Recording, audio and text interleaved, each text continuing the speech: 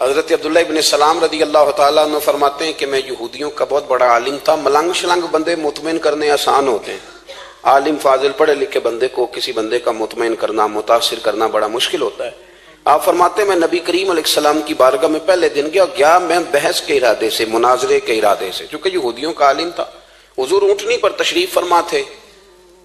او یارو، محنت کر کے جو میک اپ کر کے چہرہ بنایا جاتا ہے اس کے اندر حسن تو کئی دفعہ ہوتا ہے پر جاذبیت نہیں ہوتی. لیکن جس بابے نے کبھی میک اپ نہ کیا ہو لیکن وضو ذرا طریقے سے کرے روز، تو رنگ گورا نہ بھی ہو تو لوگ کئی دفعہ یہ نہیں کہتے رنگ گورا ہے، بلکہ لوگ کہتے ہیں چہرہ نورانی ہے. اب میں اس پر میں کچھ کلام کر سکتا ہوں کہ گورے اور نورانی چہرے میں بھی فرق ہوتا ہے. کچھ چہرے گورے ہوتے ہیں پر نورانی نہیں ہوتے، کچھ گورے نہیں ہوتے پر نورانی بڑے ہوتے، یہ الگ عنوان ہے. تو حضرت عبداللہ ابن سلام رضی اللہ تعالیٰ عنہ فرمانے لگے جب میں گیا تو حضور اونٹنی پر تشریف فرما تھے. کہتے ہیں سادہ وضو، اور میں دیکھ رہا تھا کہ داڑھی مبارک میں کنگھی بھی نہیں ہوئی تھی. سرکار نے سر پہ سادہ سا امامہ باندھا تھا.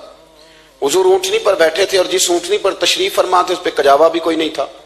لیکن کہتے دو جملے حضور کی زبان سے نکلے، دو جملے، اور میں ان جملوں کا قیدی ہو گیا. میرے محبوب نے فرمایا جو چاہتا ہے کہ اس کی عمر بھی زیادہ ہو، رزق میں بھی برکت ہو.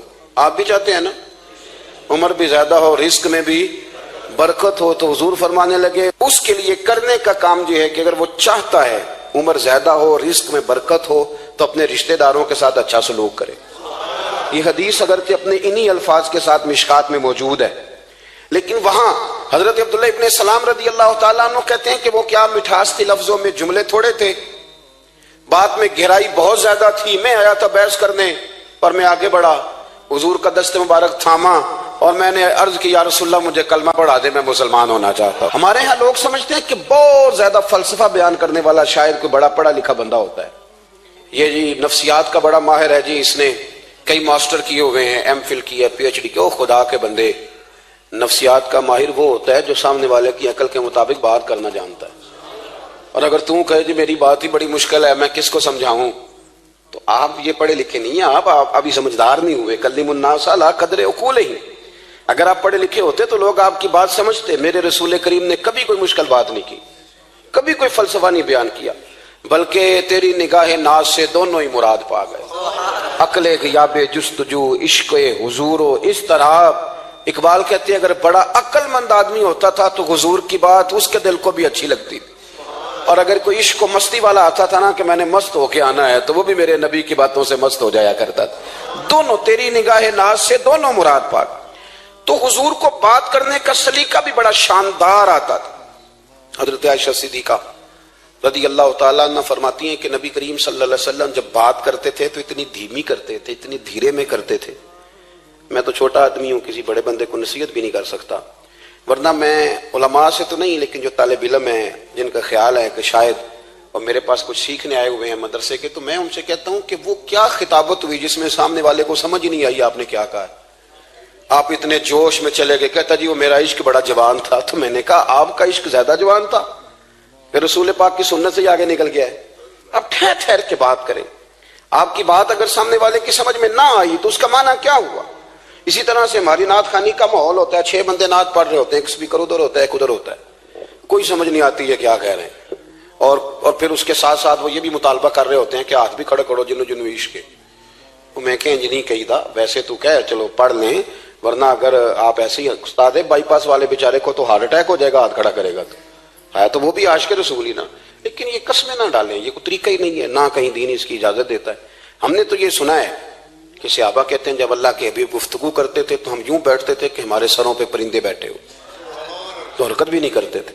تو بہرحال جو بات عرض کرنی ہے اس پر غور کریں. جناب عائشہ صدیقہ کہتی ہیں ٹھہر ٹھہر کے بات کرتے آہستہ، اور یہ لفظ آپ کو یاد رکھنا ہے. سیدہ عائشہ صدیقہ کہتی ہیں جب حضور گفتگو کرتے تھے نا تو اگر ہم نبی پاک کے الفاظ کو گننا چاہتے تھے تو گن بھی سکتے تھے، گننا چاہتے تو گن بھی. ایک تو آپ کی جو سادگی ہوگی وہ اصل ہوگی، ملمہ سازی سے نکلیں. پہلے ہماری شادیوں پہ دلہا اور دلہن جاتے تھے بیوٹی پارلر، اب سارا خاندان جاتا ہے. اس میں حسن نہیں ہوتا، اس میں بے وقت ہو جاتا ہے آدمی. آپ کو جو رب کریم نے بنایا ہے اس سے زیادہ شاندار آپ کو کوئی بنا سکتا ہے؟ الذی خلقک فسواک فعدلک فی ای صورت ما شاء رکبک، اللہ فرماتے ہیں جو میں نے تیرا چہرہ بنایا ہے نا، یہ میری چاہت ہے، میں نے جیسا چاہا ہے تجھے بنایا ہے، تو مجھے تجھے وہ چہرہ پسند کیوں نہیں جو میرے رب نے بنایا ہے؟ یہ چاہت ہے۔ الذی خلقک کا، جس نے تمہیں پیدا کیا، فسواک فعدلک، پھر ہموار کیا، پھر برابر کیا، اور فی ای صورت ما شاء رکبک، پھر جس صورت میں اس نے چاہا تجھے ترکیب کیا۔ تو پہلی بات، اور دوسری بات، گفتگو کریں تو ذرا تھوڑا سا نا موقع دیں کسی اور۔ کچھ لوگ ایسے ہوتے ہیں جن کے پاس آپ بیٹھیں تو بس وہی بولیں گے، آپ نہیں بول سکتے، اب وہی بات کریں۔ گفتگو کریں، معنی خیز کریں، اتنی باتیں نہ کریں کہ پھر آپ رہ جائیں، کم بات کریں، اور جتنی کریں وہ وزنی کریں، تاکہ آپ کی بات کا ایک خاص حجم ہو، ایک وقار ہو۔ اللہ کے محبوب بات کرتے تو اس بات کے اندر وزن ہوتا، وقار ہوتا۔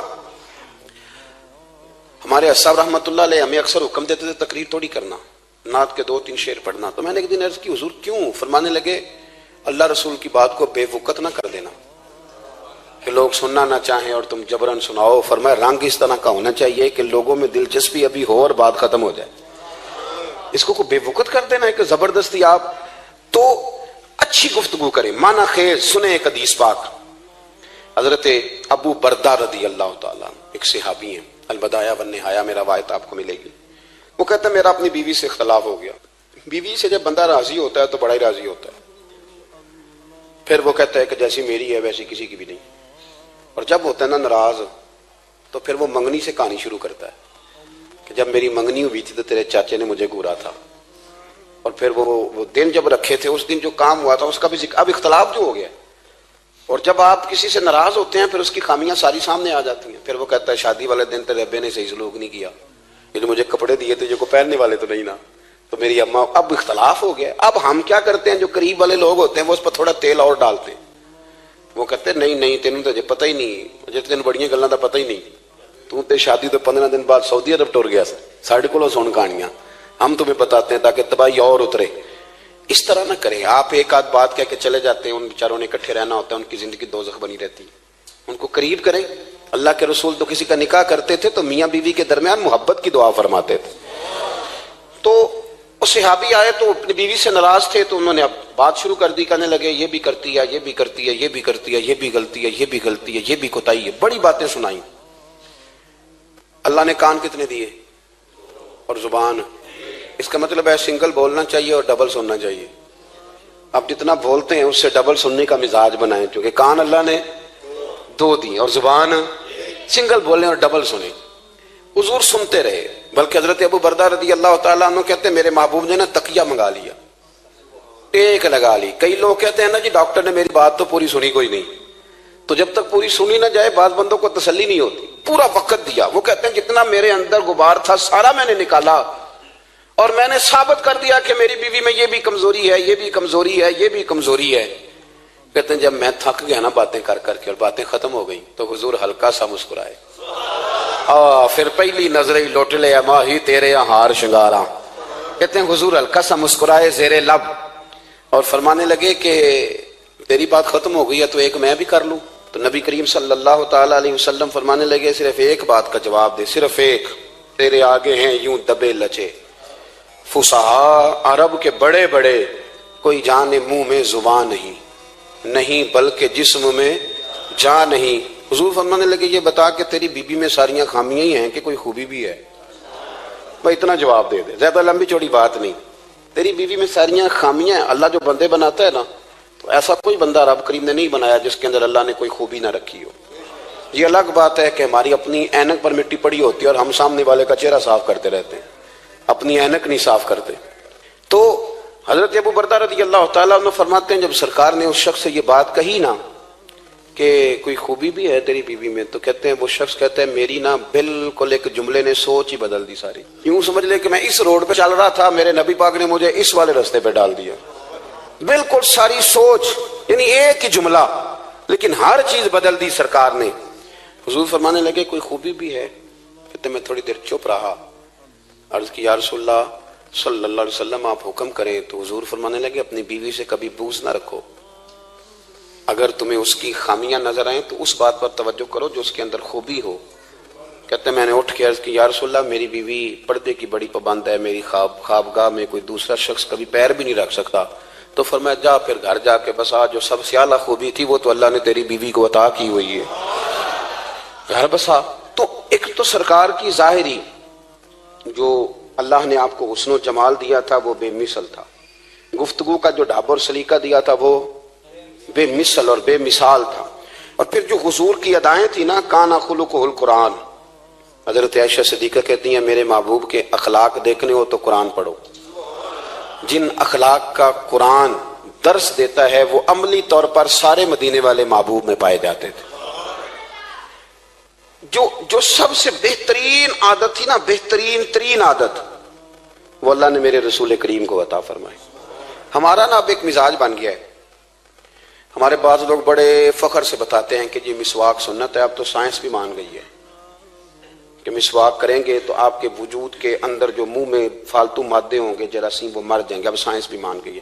مجھے کبھی کبھی اس لفظ سے بڑی تکلیف ہوتی ہے، میں کہتا ہوں کہ سائنس اگر نہ مانے تو ہمیں کوئی اس پہ فرق پڑتا ہے؟ نہ مانے سائنس، ہمیں کیا لینا دینا سائنس سے؟ سائنس تو کبھی کچھ کہتی ہے پھر کبھی کچھ اور کہنے لگ جاتی، سائنس کا کیا ہے؟ سائنس کو منوانا ہماری ڈیوٹی۔ اس طرح کا دین نہ بناؤ کہ معاذ اللہ دین کو سائنس کا غلام کر دو۔ سائنس کل بھی رسول اللہ کی غلام تھی، آج بھی میرے نبی پاک کی غلام ہے۔ تو حضور کی جتنی ادائیں ہیں، جتنی، ایک کدو شریف ہے، حضور نے کدو استعمال فرمایا ہے۔ آپ چلے جائیں کسی بھی جگہ پہ، جس بندے کو بہت زیادہ بلڈ پریشر کا مسئلہ ہونا تو آپ اس کو ڈاکٹر کہتے ہیں کہ کدو ملے تو اس کو استعمال کراؤ۔ تیزابیت حد درجے اختیار کر دے اور اندر کا نظام سارا درم برم ہو جائے تو اس کو کدو استعمال کراؤ، اور آپ اس کی خاصیت دیکھ لیں۔ تمام سبزیوں میں سے تحقیق بھی سب سے زیادہ اسی پہ ہوتی ہے۔ میرے رسول پاک کا ایک طریقہ مبارک ہے، اور صحابہ کے اگرچہ سید الطعام گوشت ہے، کانوں کا سردار اسے کہا گیا، لیکن حضرت انس بن مالک رضی اللہ تعالیٰ عنہ فرماتے ہیں کہ درزی نے نبی پاک کی دعوت پکائی تھی، وہ درزی تھا، کپڑے سیتا تھا۔ آپ فرماتے ہیں کہ میں حضور کے ساتھ اس درزی کے گھر گیا تو گوشت اور کدو پکا ہوا تھا۔ فرماتے ہیں اگرچہ سردار گوشت ہی ہے پر نبی کریم نے نا گوشت کے ٹکڑے ہٹا ہٹا کے نا تو اندر سے کدو نکال نکال کے کھایا۔ حضرت انس بن مالک کہتے ہیں مجھے کدو پسند نہیں تھا، میں نے کبھی نہیں کھایا تھا، گھر میں ہوتا تو میں جھگڑا کرتا، پر آج حضور کی رغبت دیکھی نا تو کل نہیں پسند تھا پر ابھی ابھی مجھے کدو بڑا پسند ہو گیا، مجھے کدو شریف سے پیار ہو گیا۔ جو اعلیٰ ترین چیزیں تھیں وہ نبی پاک نے استعمال فرمائی، اعلیٰ ترین۔ زیتون کی افادیت کبھی کم ہوئی ہے 1400 سالوں میں؟ کبھی کسی نے کہا ہو کہ زیتون استعمال نہ کرو؟ کبھی اس کی افادیت میں؟ یہ امامہ میرے نبی پاک کی سنت ہے، سارے پڑھیے صلی اللہ ہو، حضور کی سنت ہے نا یہ۔ کبھی کوئی بندہ ایسا آپ کو ملا ہو کہ اس نے امامہ باندھا ہو تو کسی نے کہا ہو رہن دے یار تینوں سونا نہیں لگتا؟ بندے سارے سونے تو نہیں نہ ہوندے، میری بات کی سمجھ آ رہی ہے؟ لیکن امامہ کبھی کوئی آپ کو ملے گا ہی نہیں کہ اس بندے کے مزاج کے ساتھ یہ فٹ، یا اس کے چہرے کے ساتھ یہ فٹ۔ اینک آپ لے لیں بازار سے، چھوٹی بھی ملتی ہے بڑی بھی ملتی ہے، کچھ لوگوں کے چہرے پہ کچھ چیزیں نہیں سیٹ ہوتی، فٹ نہیں ہوتی، لیکن یہ سرکار کی چونکہ سنت ہے، اور اس کا اعزاز یہ ہے کہ نبی پاک نے فرمایا جمعے والے دن امامہ باندھ کے آیا کرو، جمعے والے دن امامہ باندھ کے آیا کرو۔ جو لوگ جمعے والے دن امامہ باندھ کے آتے ہیں اللہ کے فرشتے ان پر درود بھیجتے ہیں،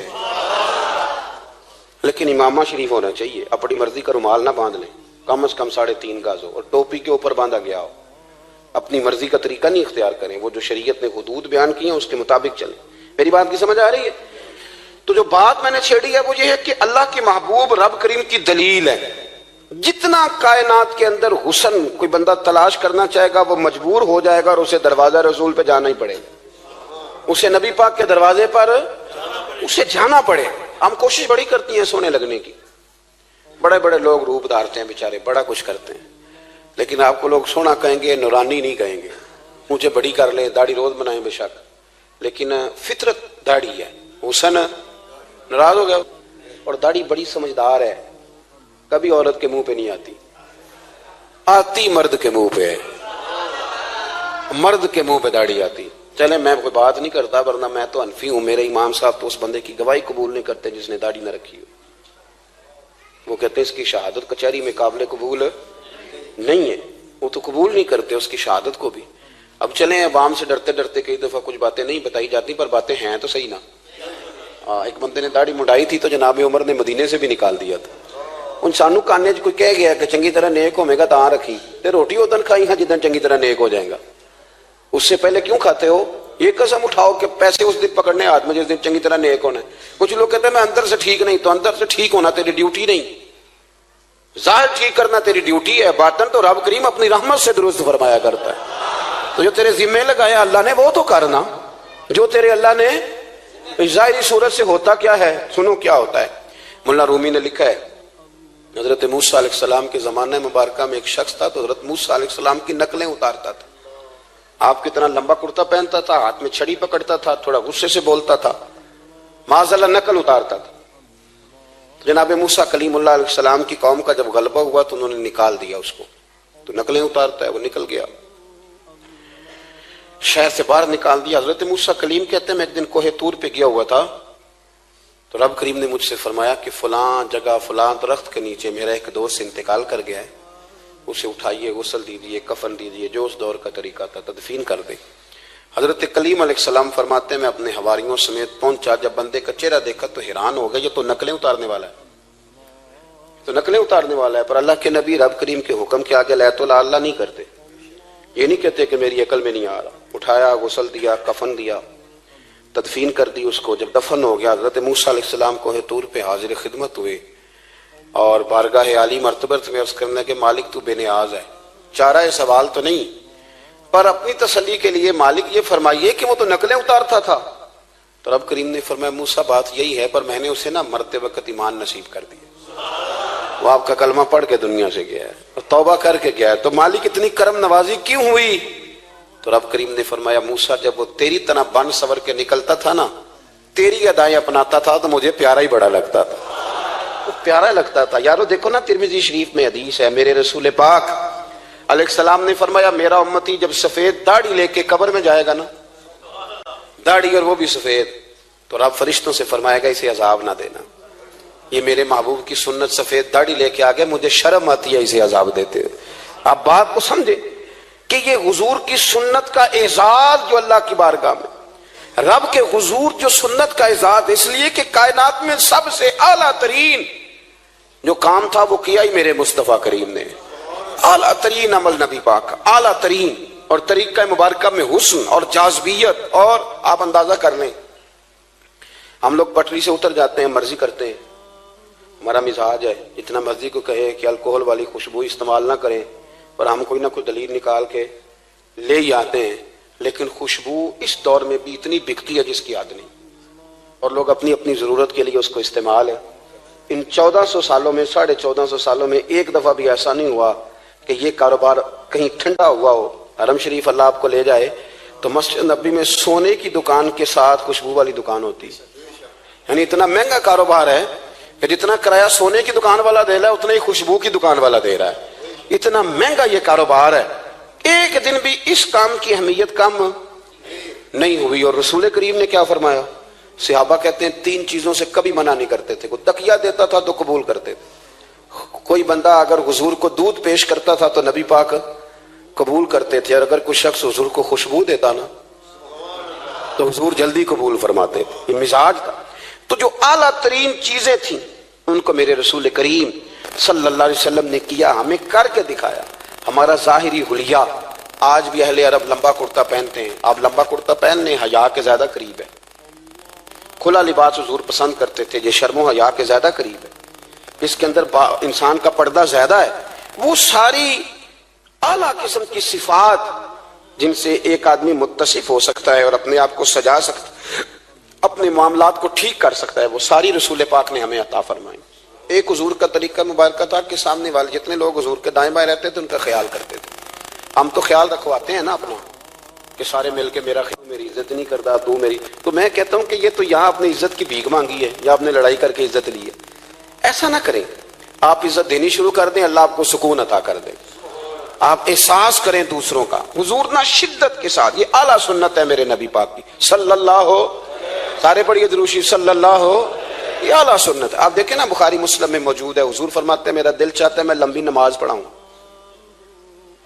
لمبی نماز پڑھاؤں, دل میرا چاہتا ہے.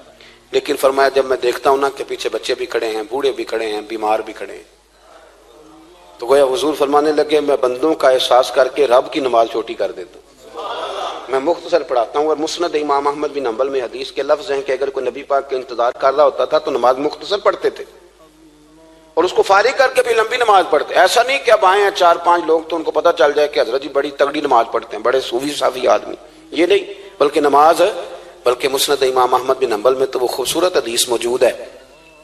سیدنا بلال حبشی رضی اللہ تعالیٰ عنہ فرماتے ہیں کہ میں نے عصر کی نماز کے لیے اقامت پڑھ دی تھی, حضور مصلی امامت پر تشریف لے گئے, ایک یہودی کا غلام آیا اور اس نے آ کے عرض کی یا رسول اللہ میں بڑی مشکل میں ہوں, اگر آپ چلیں تو میرا مسئلہ حل ہو سکتا ہے, میرا مسئلہ حل ہو جائے گا. تو حضور کے احساس کی شدت کا یہ حال تھا کہ نبی کریم نے نمازیوں سے فرمایا تم بیٹھ جاؤ, میں پہلے اس کا کام کر کے آتا ہوں. خدا کے بندے تو ہیں ہزاروں, بنو میں پھرتے ہیں مارے مارے, میں اس کا بندہ بنوں گا جس کو خدا کے بندوں سے پیار. احساس کی شدت یہ حضور کی سنت ہے, اور بہت زیادہ خیال رکھنا دوسرے کا, یہ میرے نبی پاک کا طریقہ ہے. دوسروں کو سوچنا, دوسروں کے لیے بات کرنا, دوسروں کے لیے دعائیں کرنا, ان کے احساسات کا خیال رکھنا. سیدہ طیبہ طاہرہ حضرت عائشہ صدیقہ رضی اللہ تعالیٰ عنہ فرماتی ہیں ایک دن سرکار مجھ سے فرمانے لگے عائشہ جب تم مجھ سے ناراض ہوتی ہو تب بھی مجھے پتہ چل جاتا ہے, جب راضی ہوتی ہو تب بھی پتہ چل جاتا ہے. یہ ہمارا یہ مزاج نہیں ہوتا گھر کے اندر بھی. ہم گھر کے اندر بھی نواب صاحب ہی ہوتے ہیں, یہ نہیں گھر جا کے کہانیاں سناتے ہیں, کہتے ہیں تمہیں پتہ میں کڈا اوکھا ہوں, کمائی کیڈی مشکل ہے, پیچھے پیچھے ہٹ جاؤ سارے, میں فتح کر کے ہوں, ابھی K2 سر کر کے آیا ہوں. ایک بچہ پانی لے کھڑا ہو جائے, دوسرا دودھ کا گلاس لائے, بیگم صاحبہ فٹافٹ آئیے, ایسے نہیں کریں. میرے رسول پاک علیہ السلام کی پیاری زوجہ کہتی ہیں حضور گھر آئے, کھانا مانگا, میں نے عرض کی حضور میرے سر میں درد ہے, تو پڑھو نا ابن اسحاق کو. محبوب فرمانے لگے لا میں تجھے آٹا گوندھ دیتا ہوں, تو مجھے روٹی پکا دے. یہ بھی سنت ہے نبی پاک کی. ان چپ کر گئے ہو, یہ بھی حضور کی سنت ہے, یہ بھی سرکار کا طریقہ ہے. کبھی کبھی گھر میں جھاڑو دینا یہ بھی نبی پاک کا, حضور کام میں ہاتھ بٹاتے تھے نا ازواج کا, یہ والی سنت کس دن ادا کرنی. ایک دن میں نے جمعے میں یہ بات کی تو ایک بچہ مجھے کہنے لگا حضرت صاحب یہ سنت ادا تے کر لیجیے پر ساڈے ابے نوں بھی تے سمجھاؤ نا.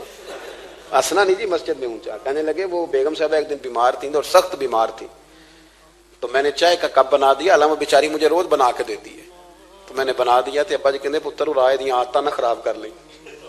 تو اب آپ تو سنت کچھ اور بیان کر رہے ہیں, میں کہ تسی شروع کرو نا تاکہ تواڈے بچے تے نہ یہ سوال کرن یہ راج تسی کر رہے ہو. تو اس میں بھی کوئی حکمت ہوگی. بزرگ اگر کوئی بات کرتے ہیں تو وہ بھی کوئی اتنی بری نہیں ہوتی, اس کے اندر بھی کوئی نہ کوئی حکمت ہوتی ہے. لیکن اپنے گھروں کے ماحول میں خوبصورتی لائیں, یہ سٹیٹس نہیں اہل اسلام کا. بات سمیٹنے کی طرف آ رہا ہوں. حضرت عائشہ صدیقہ رضی اللہ تعالیٰ عنہ فرماتی ہیں حضور فرمانے لگے کہ جب تم راضی ہوتی ہو تب بھی مجھے پتہ چل جاتا ہے, اور جب ناراض ہوتی ہو تب بھی. تو میں نے کہا یا رسول اللہ صلی اللہ علیہ وسلم وہ کس طرح, آنکھیں میں نے کھول لی, حضور کس طرح. تو دیکھو نبی پاک سامنے والے کے جملوں کا بھی احساس کرتے, خیال کرتے کہ سامنے والا کہاں سے بات کر رہا ہے.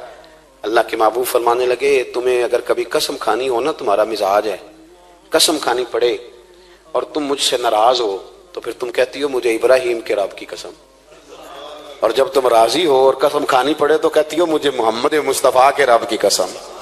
تو جناب عائشہ کہتی ہیں میں زبان سے ہنس رہی تھی اور آنکھیں میری آنسو برسا رہی. میں نے کہا محبوبہ اتنا خیال کرتے, یہاں تک آپ کو احساس, یہاں تک پتہ ہوتا ہے, یہاں تک. میرے رسول کریم علیہ السلام لوگوں کا احساس کرتے, خیال کرتے, شوق پیدا کرتے, وارفتگی ہوتی. کئی دفعہ حضور فرض نماز پڑھ کے گھر چلے جاتے, تھوڑی دیر کے بعد آتے مسجد میں نماز پڑھ لیتے. کئی دفعہ قاضی اعجاز مالکی رحمۃ اللہ علیہ اس کو لکھنے کے بعد اس کی شرح میں فرماتے ہیں اصل بات یہ تھی کہ حضور جب تک مسجد میں رہتے تھے صحابہ ادباً بیٹھے رہتے تھے, تو حضور فرماتے ہیں میں جاؤں گا نہیں تو یہ بھی نہیں جائیں گے. تو سرکار گھر تشریف لے جاتے تاکہ لوگ اپنے اپنے کام میں لگ جائیں, اور پھر حضور واپس آ جاتے. احساس ایک تو اپنی ظاہری وضاحت میں سادگی لائیں. ہماری بہت ساری مشکلات کی اصل وجہ یہ ہے کہ تکلف بڑا بڑھ گیا, بڑا تکلف بڑھ گیا. ہم کوشش کرتے ہیں دوسروں کے برابر جانے کی, ہمیں کیا ضرورت پڑی ہے دنیا سے مقابلہ کرنے کی. ہم نے تو اللہ رسول کی رضا کے اندر رہنا ہے, اور دنیا میں سب سے بہترین شخص وہ ہے جس کے پاس مال تو ہے پر لالچ کوئی نہیں.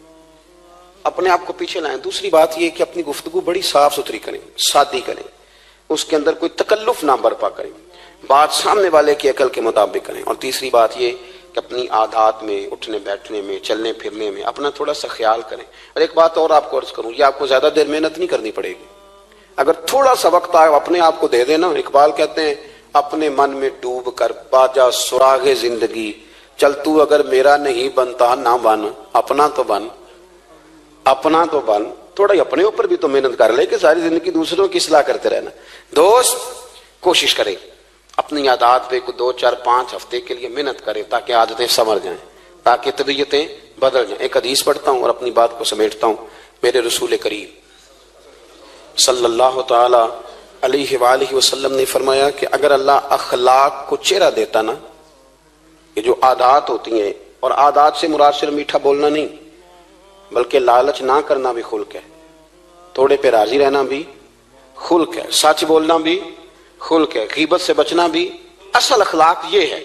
میٹھا تو کئی دفعہ لوگ اپنے مطلب کے لیے بھی بول لیتے ہیں، وقتی طور پر کام نکالنے کے لیے بھی بولتے ہیں۔ تو حضور نے فرمایا کہ اگر خلق کو اللہ تبارک و تعالی چہرہ عطا کرتا تو کائنات میں سب سے بہترین چہرہ حسن اخلاق کا ہوتا، سب سے اچھا اور خوبصورت۔ اور فرمایا اگر بد خلقی کو اللہ چہرہ دیتا تو بد صورت ترین چہرہ اس کا ہوتا۔ اس کا کیا معنی ہوا کہ اگر ہمارا کردار اچھا ہے، سوچ اچھی ہے، لوگوں کے بارے میں نظریہ اچھا ہے، احساس ہے، تو پھر ہمارے اندر دنیا کا سب سے خوبصورت انسان موجود۔ لیکن اگر ہمیں اپنی ذات کے علاوہ شاید نظر ہی کوئی نہیں آتی، ہم خود غرض ہیں، جھوٹ بولتے ہیں، غیبت کرتے ہیں، بدنگاہی کرتے ہیں، لوگوں کے بارے میں بدگمانی کرتے ہیں، کسی کو حقیر سمجھتے ہیں، ذات پات کے چنگل میں الجھے ہوئے، تو پھر ہمارے اندر ایک بدصورت ترین شخص بیٹھا ہے۔ جتنی مرضی کنگھی کریں، جتنا مرضی آپ اپنے آپ کو سنواریں، اندر کی بدصورتیاں جا سکتی نہیں۔ تو کوشش فرمائیں کہ اللہ ہمیں اخلاق کا اعلیٰ جو ہے وہ وژن عطا کرے، اعلیٰ شعور عطا کرے۔ اللہ تعالیٰ میری اور آپ کی حاضری کو مستجاب فرمائے۔ آخر دعوانا ان الحمدللہ۔ مصطفیٰ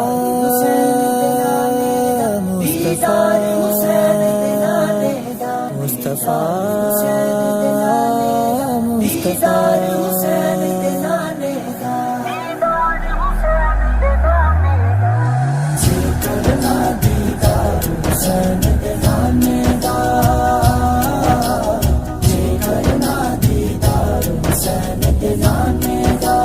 ہو جائے عاشق یار حسین دے نانے